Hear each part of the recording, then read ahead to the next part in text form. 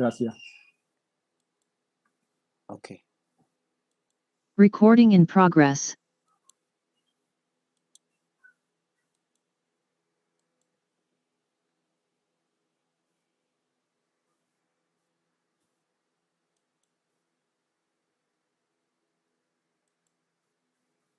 Oke, shalom. Belum di-unmute, Pak? Oh, belum di-unmute ya. Sorry. Oke, shalom kawan-kawan. Ya, Malam hari ini shalom. kita ketemu lagi. Nggak kerasa sudah masuk ke seri ke-37 kursus Murtadin Mu'alaf. Memang kita sekarang gencar-gencarnya untuk memberikan pembekalan buat murtadin-murtadin yang baru menjadi Kristen maupun mu'alaf yang mau kembali mengimani ajaran yang benar. Nah, sekarang kita akan belajar tentang kanonisasi Alkitab. Sejarahnya Alkitab ini menjadi kitab suci yang dianggap kanon, patokan. Itu seperti apa? Nanti kita akan belajar secara singkat kanonisasi Perjanjian Lama, termasuk daftar kitab-kitab yang dipakai di gereja oleh Athanasius dari Alexandria yang disampaikan di Konsili Nikea tahun 325, termasuk konsili lokal di Afrika Utara, Konsili Kartage. Dan kemudian kita membandingkannya dengan secara singkat kodifikasi Quran yang sudah saya sampaikan di postingan saya berkali-kali. Ya, kita mulai. Mengenai kanonisasi itu tidak pernah diputuskan di dalam konsili ekumene. Hanya penyebutan daftarnya ada, dan konsili itu ada dua jenis, konsili lokal yang bersifat lokal pada daerah jangkauan gereja-gereja lokal, dan ada yang namanya konsili ekumene, konsili gereja yang mengikat semua orang Kristen sedunia. Konsili-konsili lokal itu sudah sering dilakukan sebelum konsili Nikea, konsili Angkara, Gangra, macam-macam. Biasanya membahas masalah gerejawi, masalah hierarki, aturan-aturan pastoral, aturan-aturan puasa, aturan-aturan katekisasi, garis koordinasi aturan antara uskup ke presbiter ke jemaat, gimana menerima orang yang sempat ikut ajaran sesat dan kembali ke gereja, dan banyak sekali. Salah satu konsili lokal lainnya adalah konsili Hippo, konsili Kartago di Afrika Utara yang akan kita bahas malam hari ini. Konsili ekumene ini menyangkut perwakilan gereja sedunia dikumpulkan dalam suatu sidang untuk membahas suatu ajaran yang dirasa bisa mengancam ajaran gereja sedunia. Dan keputusan konsili termasuk penetapan hukum-hukum gereja universal, aturan tentang uskup, keselibatan, aturan-aturan puasa sebelum dibaptis, atau puasa-puasa dalam hari raya, aturan katekisasi gereja global, gereja universal di basis itu. Dan di dalam konsili ekumene bukan memutuskan, merumuskan, milih-milih kitab, enggak. Konsili ekumene, konsili Nikea maksud saya, itu hanya menyebutkan daftar kitab-kitab yang dipakai gereja secara universal. Bukan milih-milih. Jadi, sama konsili Nikea dibuat, namun di konsili Nikea itu salah satu yang diucapkan oleh Athanasius memberikan daftar kitab-kitab yang dipakai seluruh gereja di konsili Nikea. Nah, sekarang mengenai kanonisasi, kanon itu artinya tongkat, aturan, patokan. Kanonisasi Alkitab itu hanya penegasan mengenai daftar kitab-kitab suci yang sudah dipakai turun-temurun oleh leluhur-leluhur sebelum Kristen. Kalau untuk perjanjian lama, gereja, bahkan termasuk para rasul Tuhan Yesus, terbukti lebih banyak mengutip perjanjian lama versi LXX, karena memang di zaman itu bahasa Ibrani sudah tidak dipakai, sehingga orang awam tidak lagi familiar dalam bahasa Ibrani. Jadi Masoretic Text itu ada kutipannya di dalam perjanjian baru, namun kutipan-kutipan perjanjian lama di dalam perjanjian baru jauh lebih dekat frase kalimatnya dengan narasi Septuaginta. Dan daftar perjanjian lama yang dipakai di dalam Septuaginta itulah yang disebutkan oleh daftar Athanasius di Konsili Nikea.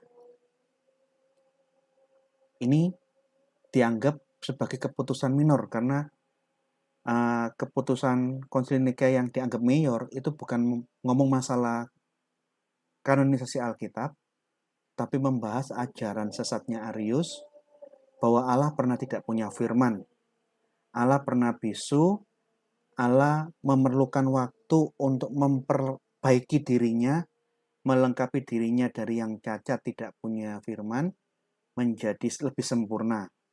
Yang mana ajaran Arius ini di zaman purba sekarang digalakkan lagi, disebarluaskan oleh Saksi Yehova dan Unitarianisme. Bahwa Allah memang pernah tidak punya firman, firman Allah yang menciptakan segala sesuatu, baik yang kelihatan maupun yang tidak kelihatan, itu merupakan makhluk ciptaannya Gusti Allah. Kanon-kanon Konsili Nikea itu ada banyak. Meskipun keputusannya lebih mengkerucut menyerang Arius, ajaran Arianisme. Tapi kanon-kanonnya banyak sekali. Di dalam keputusan kanon-kanon Konsili Nikea itu ada kanon tentang aturan bagaimana diaken, aturan tentang presbiter, aturan tentang uskup, aturan ketekumen, bagaimana hidup dalam selibat, hari raya, bagaimana menerima kembali orang yang ikut ajaran sesat, tapi dia mau kembali ke gereja. Itu ada di dalam kanon-kanon Konsili Nikea. Nah, sekarang kita ngomong kanonisasi perjanjian lama. Ini isu yang umum, yang mungkin orang-orang Kristen kurang tahu sejarahnya. Bahwa perjanjian lama itu ada dua macam kanon. Kanon Septuaginta, yang dipakai oleh orang Yahudi di diaspora, sudah dipakai 3 abad sebelum Yesus lahir, sebelum Masehi. Yang mana kanon Septuaginta ini kemudian direvisi, diamandemen oleh Konsili Rabi-Rabi Yahudi di Yamnia, karena dirasa bahwa banyak kitab-kitab di dalam Septuaginta yang dipakai oleh orang Yahudi di diaspora itu menguntungkan klaim-klaim doktrin-doktrin Kristen. Oleh karena banyak ayat-ayat di dalam Septuaginta yang dirasa oleh rabi-rabi Yahudi itu bisa menguntungkan klaim-klaim doktrin Kristen, rabi-rabi di Yamnia kumpul di tahun 70, salah satunya membahas tentang kitab suci yang dipakai orang Yahudi itu apa. Tidak lagi menggunakan kanonisasi Septuaginta yang sudah ada 300 tahun sebelumnya. Ini direvisi dengan catatan bahwa kitab suci perjanjian lama, Bible yang dipakai orang Yahudi adalah yang aslinya ditulis dalam bahasa Ibrani. Kitab-kitab intertestamental, kitab Tobit, Makabe, Yudit, Esdras, dan yang lain-lain yang ditulis dalam bahasa Yunani dikeluarkan dari kanon Konsili Rabi-Rabi Yahudi di Yamnia. Nah, inilah yang menyebabkan perjanjian lama ada 2 macam yang diwariskan ke orang-orang Kristen saat ini. Kalau Septuaginta, versi kanonisasi perjanjian lama Septuaginta, Ini dipakai oleh Ortodok, Katolik, dan Alkitabnya Reformator. Alkitabnya Luther, Alkitabnya Calvin. Tapi kanonisasi versinya Rabi-Rabi di Yamnia tahun 70 yang membuang sebagian kitab-kitab Septuaginta yang dianggap menguntungkan kekristenan, inilah yang dipakai oleh mayoritas Kristen Protestan dan Pentakosta sampai hari ini. Nah, bapak-bapak gereja itu sudah banyak memberikan informasi secara pribadi mengenai daftar kitab-kitab suci yang layak dan bagus dibaca semua umat Kristen di gereja. Justinus Martir sudah ngomong, Melito dari Sardis ngomong, termasuk Athanasius bicara di Konsili Nikea mengenai daftar-daftar kitab kanonik. Tapi apa yang disampaikan Athanasius di Konsili Nikea itu keputusan minor karena dia bukan fokusnya Konsili Nikea, bukan tentang kanonisasi Alkitab. Dia memberikan daftar, inilah kitab-kitab suci yang seharusnya dipakai semua gereja di seluruh dunia. Jadi kalau Septuaginta, ini dipakai Perjanjian Lama, versi Septuaginta dipakai Ortodok, Katolik, dan bapak-bapak gereja Reformator. Dan ada plus minusnya, karena antara Ortodok yang satu mungkin ada kitab-kitab yang dikategorikan dalam bahasa sekarang Deuterokanonika, ada yang dipakai, ada yang enggak.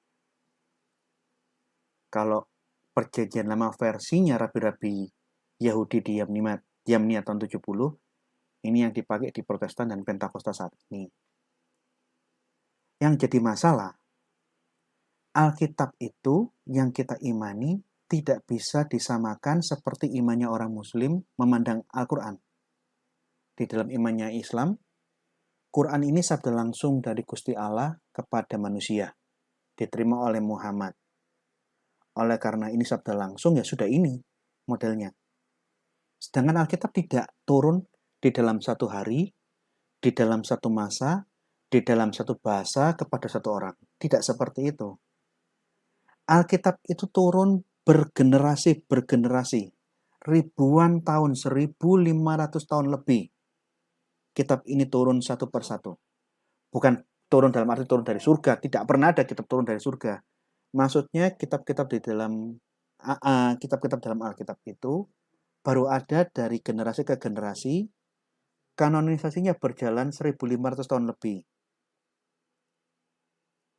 Jadi kalau menyamakan Alkitab yang ditulis oleh para nabi-nabi dari berbagai zaman dalam rentang yang 1500 tahun lebih disamakan dengan imannya Islam seperti Quran yang turun dari langit diterima oleh satu orang Muhammad dalam wujud disalin dalam satu kitab, dalam satu bahasa. Kalau disamakan seperti ini saya rasa perbandingan yang terlalu memaksa dan yang tidak cocok. Karena Alkitab tidak seperti itu. Kanonisasi Alkitab berjalan pelan, dan di dalam para nabi menulis Alkitab, menulis kitab-kitabnya, ada proses pengujian apakah nubuat dan tulisan para nabi-nabi itu benar dituntun oleh Tuhan, benar dari Allah apa tidak. Dan proses filtrasi, proses penyaringan kitab-kitab Perjanjian Lama, mana yang ditulis oleh nabi yang benar, mana oleh nabi yang palsu, itu sangat teliti. Bahkan dalam bahasa saya banyak nabi-nabi mengesahkan kitab yang dia tulis di atas meterai darahnya sendiri. Setelah nabi-nabi dibunuh dengan berbagai cara, generasi berikutnya setelah kematiannya para nabi itu menyaksikan bahwa semua yang dinubuatkan oleh nabi-nabi yang dibunuh oleh leluhur mereka, ayah atau kakek mereka, ternyata digenapi. Setelah semua nubuatan-nubuatan yang ditulis oleh nabi yang sudah dibunuh di masa yang lalu terjadi presisi seperti yang dia tulis, baru generasi berikutnya yang mengalami nubuatan-nubuatan yang diucapkan oleh para nabi merekalah yang mengakui apa yang ditulis oleh nabi-nabi yang telah mati, yang telah dibunuh oleh bapak-bapak kita adalah nabi yang benar. Karena kita semua sedang mengalami apa yang dinubuatkan presisi seperti yang ditulis oleh nabi-nabi yang dibunuh oleh bapak-bapak kita. Beda dengan Quran. Kalau Quran, apapun yang diucapkan Muhammad, misalnya Muhammad mendapat wahyu, katanya begini, dia sampaikan langsung. Apapun yang disampaikan sudah dianggap itu firman Allah. Langsung diyakini. Tanpa ada proses pengujian seperti yang dialami oleh Alkitab. Apapun yang disampaikan Muhammad langsung dipercaya sebagai, kalau Muhammad bilang ini wahyu yang saya terima, langsung ditulis dan diimani sebagai kitab suci.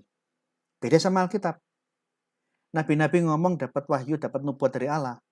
Diuji, dibunuh malah nabinya.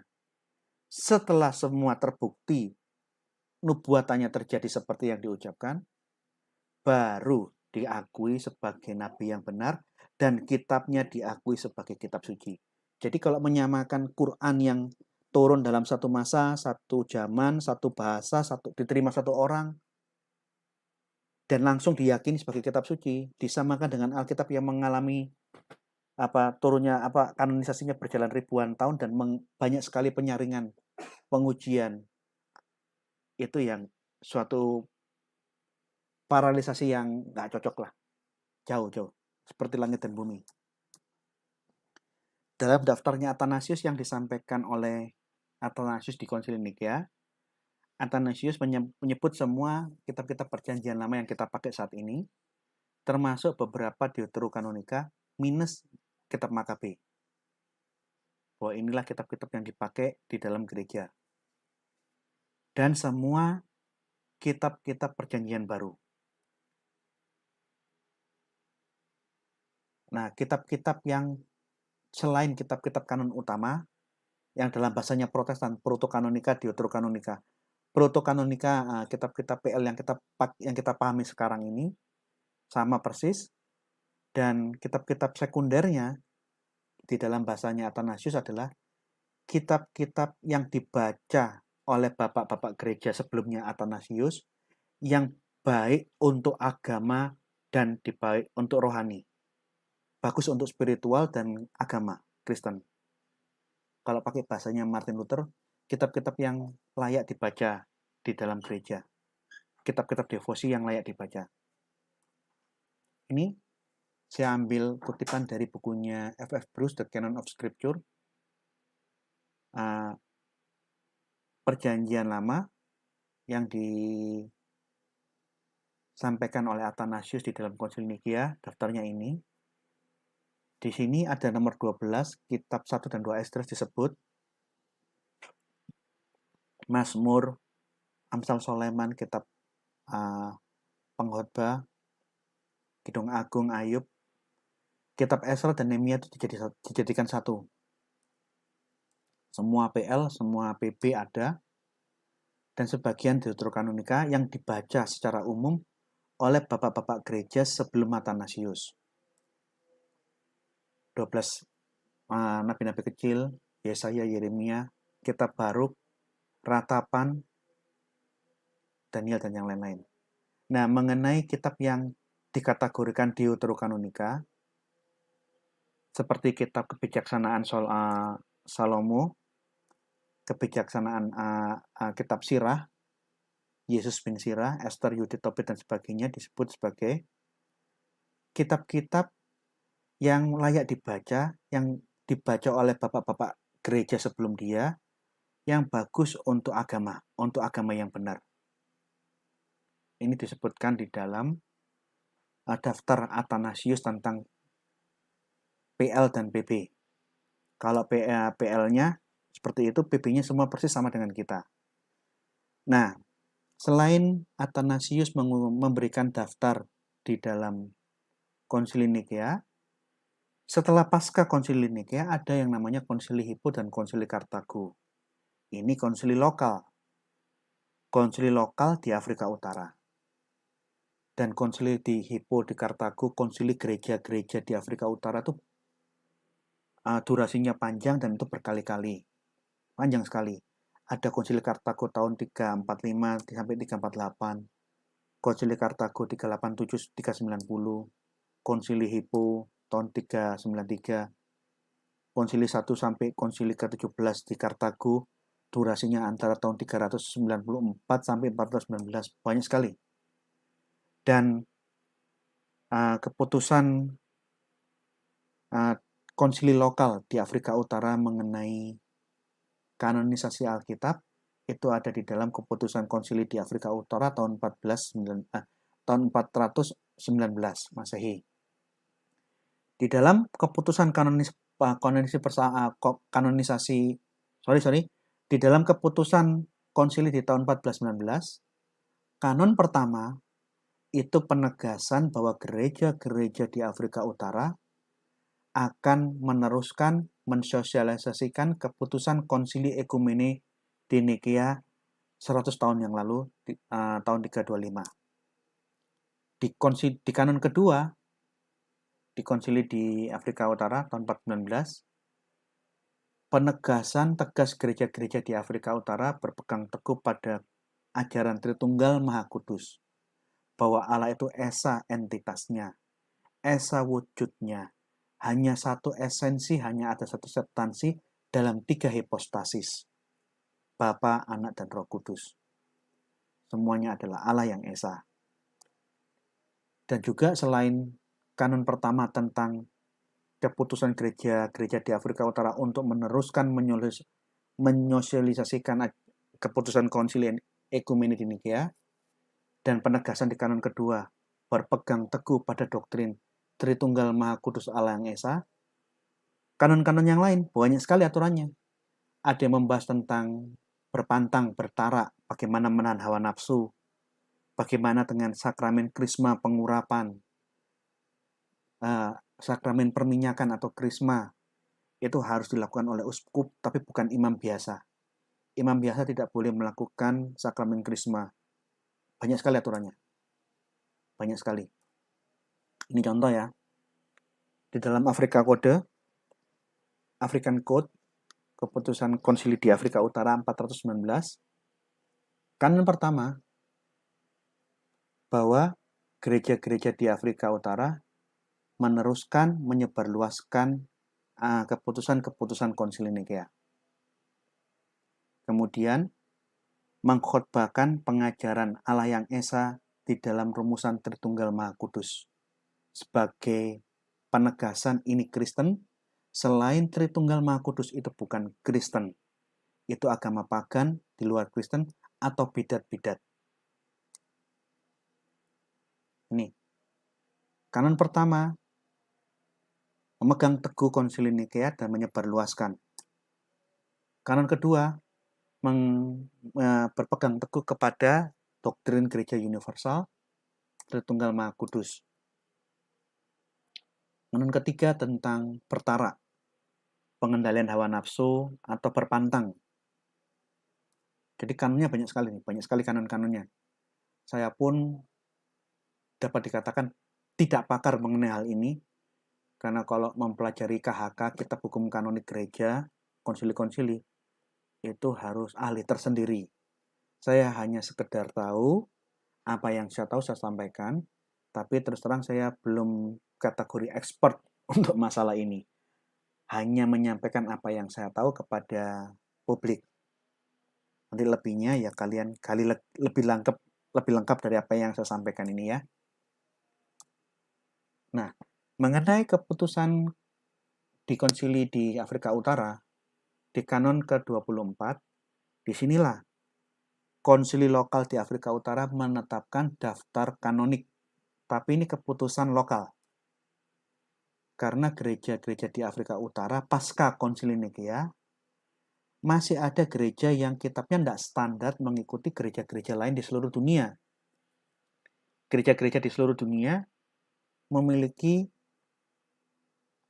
urutan-urutan kitab dan daftar kitab yang hampir sama semua.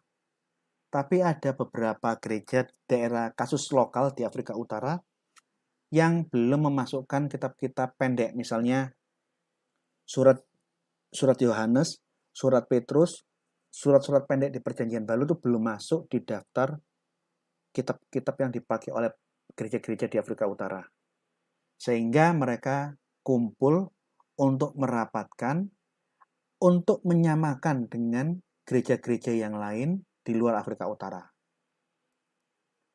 Nah, di sini dibahas tentang kanonisasi Perjanjian Lama dan Perjanjian Baru. Perjanjian Lamanya sama kayak yang gereja Ortodoks Katolik, Bapak-bapak Reformator, seperti Septuaginta. Acuannya ke Septuaginta karena selain Septuaginta, yang menentang Septuaginta itu rabi-rabi Yahudi, karena banyak ayat-ayat yang menguntungkan kekristenan menurut pandangannya Yahudi. Kanonisasi Alkitab di Afrika Utara mengacu ke LSI untuk Perjanjian Lama. Dan semua kitab Perjanjian Baru sama. Gereja-gereja di Afrika Utara rapat untuk menyamakan kitab yang dipakai di gereja-gereja di seluruh Afrika Utara disamakan dengan yang dipakai di Afrika, dipakai di Mesir, di Syria, di Roma, di Yunani, di mana-mana. Ini kanon ke-24 dari konsili tahun 419. Ini daftar kitab-kitab yang diakui sebagai kanonik, sebagai penuntun, sebagai patokan gereja-gereja di Afrika Utara. Sama semua. Perjanjian Lama, kalau dalam bahasanya orang-orang Protestan, protokanonika, sama. Tapi ada beberapa kitab-kitab yang kategorinya deuterokanonika menurut bahasanya orang-orang Protestan. Kitab Tobit, Yudit, kitab Ester dan tambahan kitab Ester, kitab Makabe, semua masuk di sini. Perjanjian Lama, gereja-gereja di Afrika Utara mengambil keputusan daftar Perjanjian Lama yang dipakai harus disamakan dengan yang ada di Roma, di Bizantium, Yunani, di Mesir, di Antioquia, dan di seluruh daerah lain, di seluruh gereja sedunia lainnya. Tapi tidak hanya itu ya, karena keputusan tentang kanonisasi Alkitab di konsili lokal itu hanya di kanon ke-24. Tapi jumlah kanon yang diputuskan di dalam konsili-konsili di Afrika Utara itu banyak banget. Ada keputusan tentang aturan-aturan gerejawi, aturan internal gereja antara uskup dengan presbiter dengan kaum awam, bagaimana menangani katekumen, menangani orang-orang yang terpapar ajaran-ajaran bidat, bagaimana memperdebatkan orang-orang yang terpapar ajaran Arianisme. Kalau zaman sekarang ini ajarannya Saksi Yehova dan Unitarianisme. Ada protapnya. Dia harus diapakan, harus mengalami jenjang penanganan, itu semua diatur di dalam kanon-kanon konsili gereja lokal di Afrika Utara. Bagaimana seorang yang ingin hidup berselibat, membiara, atau menjadi pertapa-pertapa, hidup berdoa, menyendiri di padang-padang gurun, semua diatur di situ. Nah, apa yang diputuskan di konsili Kartago, seperti yang disampaikan juga di daftarnya Athanasius, ini masih sama dengan daftar kitab yang ada yang dipakai oleh para reformator ya. Genewa Bible, daftar kitabnya itu masih sama dengan Katolik dengan Ortodok. Jadi ya mengacu kepada Septuaginta dan semua kitab-kitab Perjanjian Baru, bahwa selain protokanonika, deuterokanonika itu kitab-kitab yang layak dibaca gereja. Yang kitab-kitab devosi yang baik, yang layak dibaca gereja. Yang menariknya, pengesahan penetapan daftar kitab-kitab suci Alkitab tidak pernah diputuskan dalam konsili ekumenik. Yang ada itu konsili lokal untuk menyamakan dengan daftar kitab yang dipakai gereja-gereja sedunia lainnya. Tapi tidak pernah ada konsili ekumene untuk menentukan kitab mana yang dipakai dan kitab mana yang tidak dipakai. Kayak semacam ada otomatis. Jadi apa yang dipakai di dalam gereja orang-orang Yahudi di Perjanjian Lama, Septuaginta, otomatis diteruskan sama orang-orang Kristen. Apa yang ditulis oleh para rasul dari 27 kitab Perjanjian Baru, otomatis sudah dianggap sebagai kitab kanonik. Dan ini tidak pernah ada konsili ekumene untuk membahasnya. Para polemikus muslim seringkali memfitnah, mengatakan orang Kristen itu milih-milih, ini yang dipakai itu. Tidak pernah ada. Semua 27 kitab Perjanjian Baru itu sudah otomatis dipakai dari turun-temurun.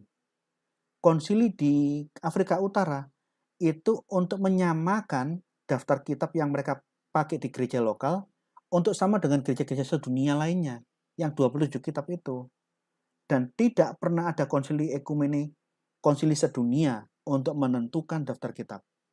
Karena kitab suci kita sudah dengan sendirinya menjadi kanonik.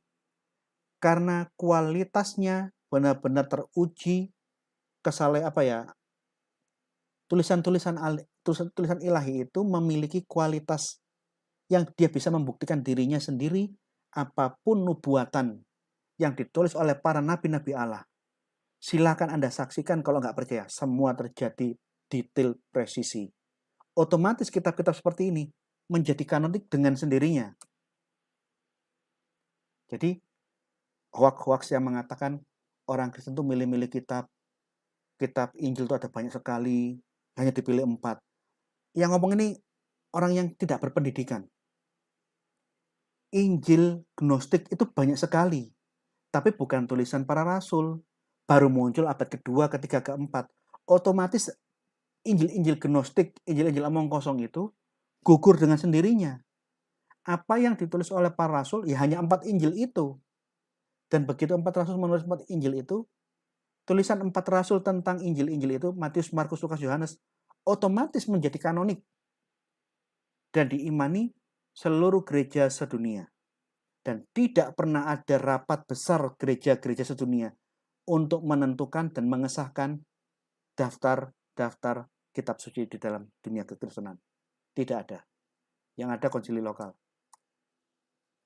Ini contoh Genewa Bible, kitabnya para reformator Protestan, Luther, Calvin. Perjanjian lamanya sama dengan kita, plus tulisan-tulisan kitab apokrif Perjanjian Lama ini jangan dibayangkan sama dengan apokrif Perjanjian Baru. Arti kitab apokrif ini kitab yang tertutup. Kategori kitab apokrif Perjanjian Lama ini bukan kitab palsu, bukan pseudografa. Tapi tulisan-tulisan yang layak dibaca gereja dan yang sudah dipakai gereja, bahkan sebelum gereja ada, sudah dipakai, dikutip oleh para rasul, dan Yesus pun mengutip Septuaginta. Kitab Esdras, Tobit, Kebijaksanaan Salomo, Baruk, Yeremia, Makabe, dan sebagainya.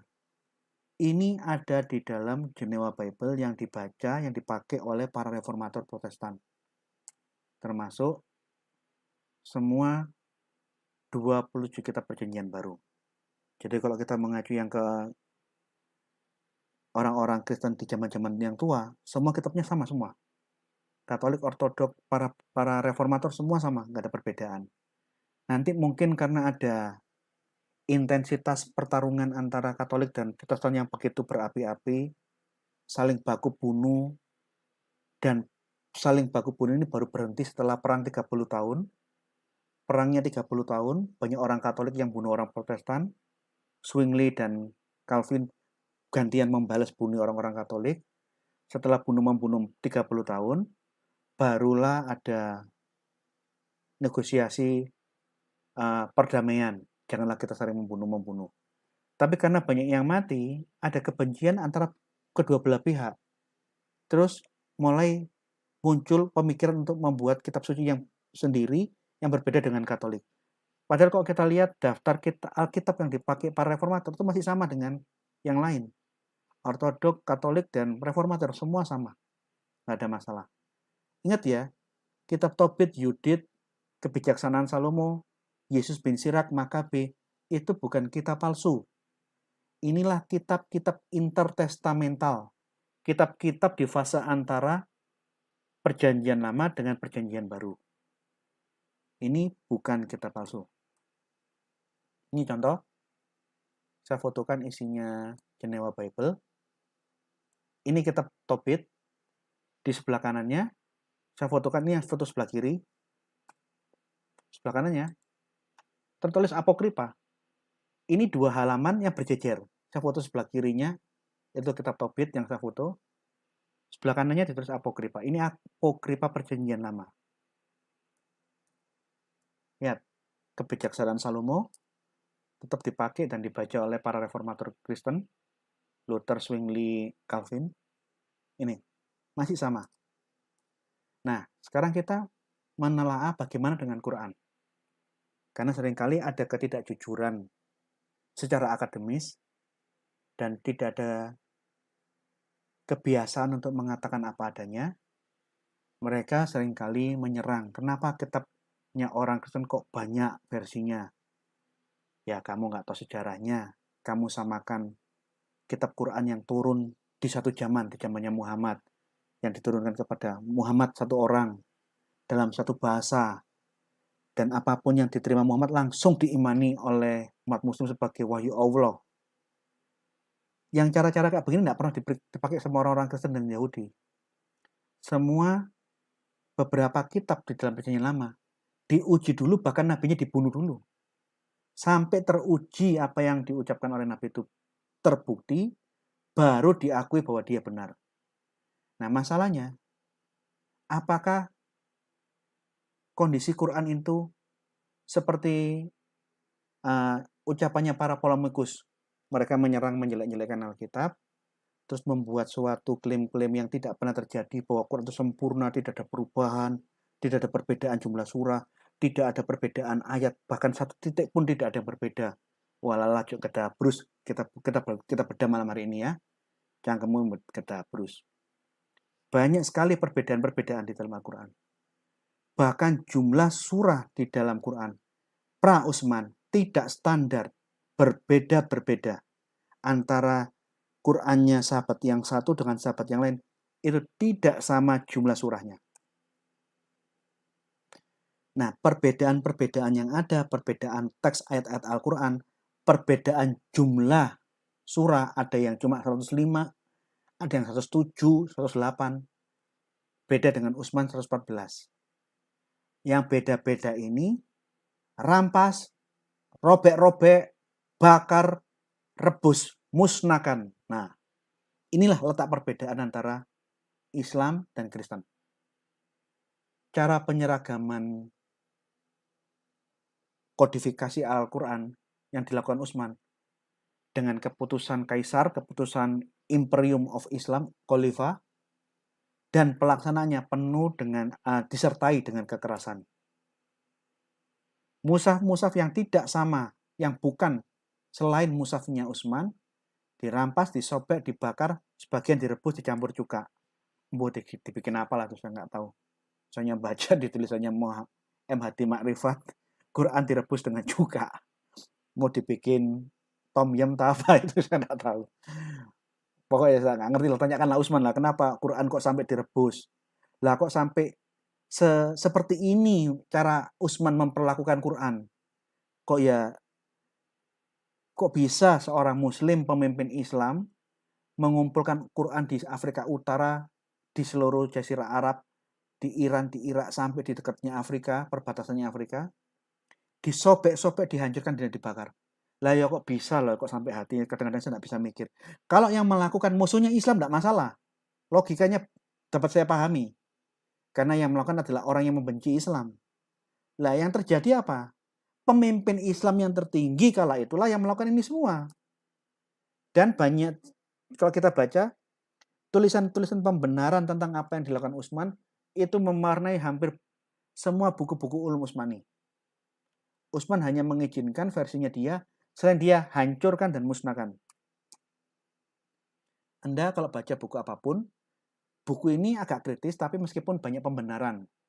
Tapi kalau Anda kritis, Anda baca, Anda bisa temukan banyak mutiara di dalam buku ini.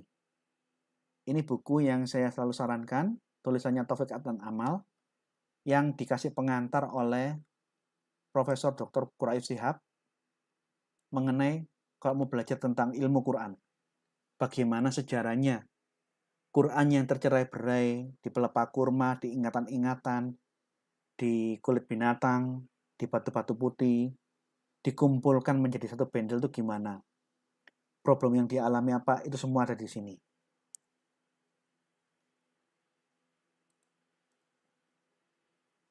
Termasuk bukunya Abu Dawud, Kitab Al-Masahif, The Book of the Manuscripts, tulisannya Abu Dawud. Ini buku primadona untuk kajian ulum Quran. Karena datanya sangat menohok, dan yang nulis ini hidupnya ya mati tua dengan nyaman, tidak ada yang membunuh dia, tidak ada yang menghujat dia. Bahkan apa yang ditulis Abu Dawud ini dirujuk oleh banyak ulama-ulama pasca dia. Syaukani ngutip, Al-Nadim ngutip, Jalaluddin Asyuyuti ngutip, semua apa yang ditulis oleh Abu Dawud. Artinya, apa yang ditulis oleh Abu Dawud itu benar-benar otentik, sesuai dengan fakta. Abu Dawud bukan imam pembohong. Yang saya lihat, di saat saya mengungkapkan data-data dari kitab Al-Masahif, The Book of the Manuscript of Quran, tulisannya Abu Dawud, banyak orang-orang polemikus muslim yang berusaha menutup-nutupi apa yang ada di sini.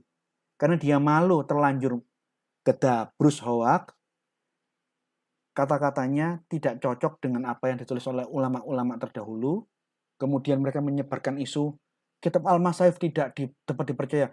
Tidak dipercaya matamu itu. Orang ulama-ulama besar semua mengutip ini kok. Lalu peraimu, pangkatmu apa coba? Menghina imam yang tidak pernah diserang, yang tidak pernah dicelakai oleh siapapun, bahkan tulisannya Abu Dawud dipakai, dikutip oleh semua ulama besar lainnya. Lah pangkatmu ku apa? Ulama bukan kok ngilok-ngilok Abu Dawud. Ini kebiasaannya orang muslim. Begitu mereka terpepet, terpojok karena tidak bisa menunjukkan klaim-klaim omong kosongnya dia, dengan mudahnya dia menyangkal dan menghina ulama-ulama yang terkenal. Ini saya kadang-kadang jengkel sekali dengan cara-cara yang kurang etis oleh kelompok-kelompok polemikus muslim. Jalaluddin Asyuyuti banyak mengutip ini. Kitab Al-Firis Al-Nadim mengutip ini.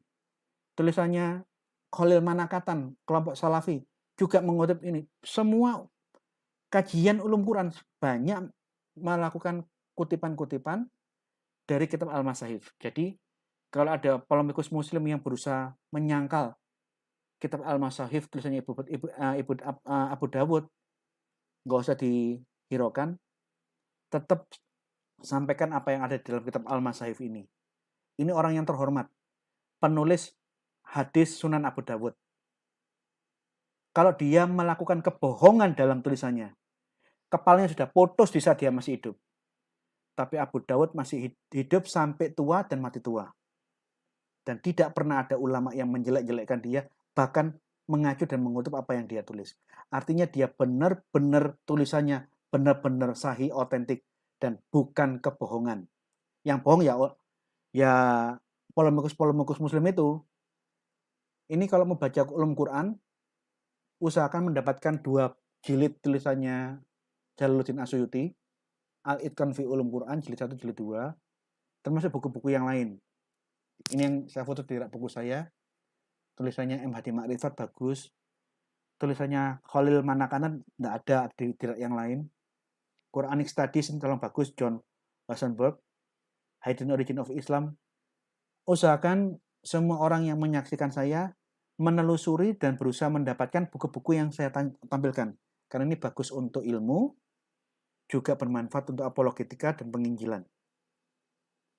Hidden Origin of Islam, Quranic Studies, Sejarah Quran, Al-Itqan fi Ulum Quran, termasuk buku-buku ini. Nih. Textual Criticism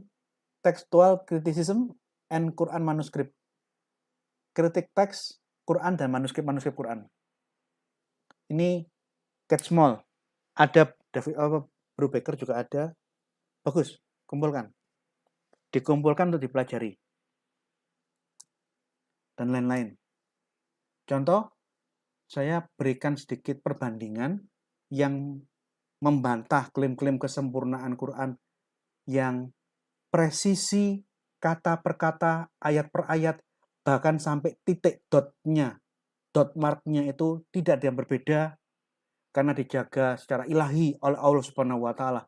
Iku ora tidak pernah terjadi. Contoh ya, ini yang paling umum, perbedaan teks antara Quran versinya Ibnu Mas'ud dengan Utsman di surah Ali Imran ke-19. Ini. Inna dina indal Islam. Al-Islam. Agama yang benar di sisi Allah dalam Mushaf Quran Rasam Utsmani adalah agama Islam. Tetapi di dalam Quran versinya Ibnu Mas'ud dan Ubay bin Ka'ab, agama yang diridhoi Allah, agama yang benar di sisi Allah itu Al-Hanifiyah. Al-Hanifiyah. Agama yang benar di sisi Allah adalah agama Hanif. Ini bukan hanya perbedaan teks, tapi artinya jauh sekali.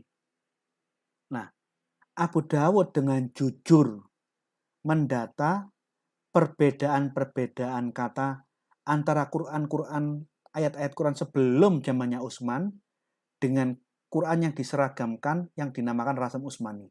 Banyak sekali daftarnya. Ini perbedaan-perbedaan. Contoh, saya lihat di surah Al-Baqarah nomor 144, kalau di versinya Mushafnya